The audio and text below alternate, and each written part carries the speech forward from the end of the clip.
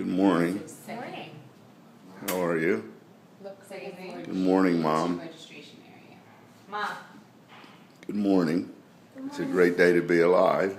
Yes, it is. I'm ready to get this over with. Let's go. And Loren is on the way in to Mount Sinai Hospital to visit with the best brain neurovascular surgeons in the world to do a cerebral angiogram, because they incidentally found an aneurysm, which really didn't cause her symptoms of extreme pain and headache from time to time. We know that she's under the greatest amount of stress of any entrepreneur could put themselves.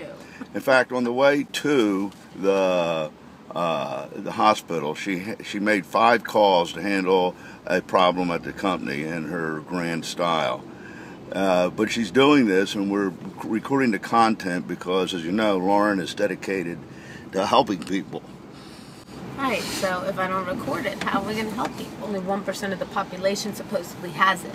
But the problem is, it's probably a lot more, but most people never have an MRI to check to see if they have an aneurysm, or an MRA, I should say, that checks all their arteries and veins. So if we don't teach them what they need to do, that's why you hear about 30,000 people dying every year of cerebral hemorrhages, because the aneurysms burst.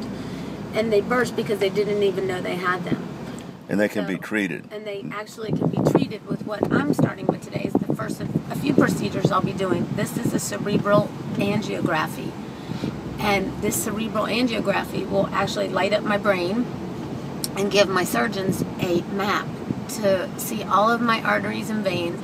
So when they actually go through my groin for the surgery in 2 weeks, they'll actually be able to find their way past my heart. They don't go through the heart, but they pass the heart, go up through the carotid arteries of the vein, and after that, they go up to the brain, and they find the brain aneurysm, and they operate on it.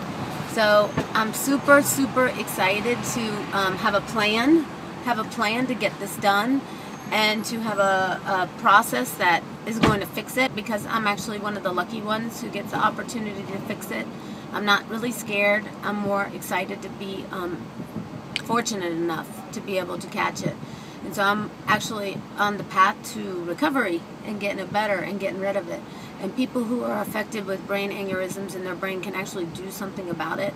They can actually do what's called coiling. It's really a much less invasive procedure, where somebody can go through their groin and actually thread their way to the brain and put a stent in there and a little coil in there, and so people can live a long life and never have to worry about rupture again. And so today's the first of a couple procedures before I have my surgery, and I'm super, super excited to get this done. I'm working with Dr. Iman Patel, who's amazing, and Dr. Peterson, and we're now at Mount Sinai, which is one of the top 10 hospitals in the world. So here Jer and I go.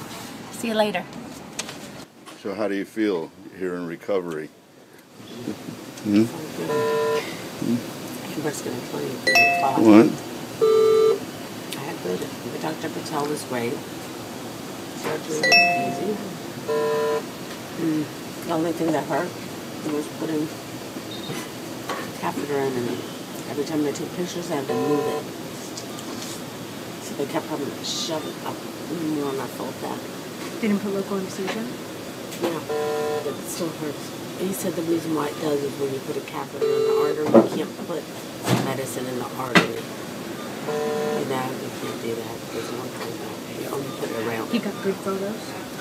Yeah, he was like, your arteries are amazing. And then he said, sorry. That's what us docs get excited about. Yeah. So you have great arteries. They're really clean and flexible, and there's no other aneurysms. And the aneurysm has a small neck, which is going to make it probably more treatable. They'll put a stent in just in case, to see if the coils work, right? My aneurysm is 8.5 in my brain. I have a hole in my brain. A little hemorrhoid? It's big enough to fit. And he's really confident. Yeah. I'm actually He said it was very safe access to it. He did tell me that. Yeah. It's a very little risk. He said that he thinks we should stop by his office on Wednesday or Thursday to tell you. Right. He said you could do it on Wednesday. We had to... Because I have to go check my leg on Wednesday anyway. Because you're going to be here anyway, right? You just need to call and arrange it.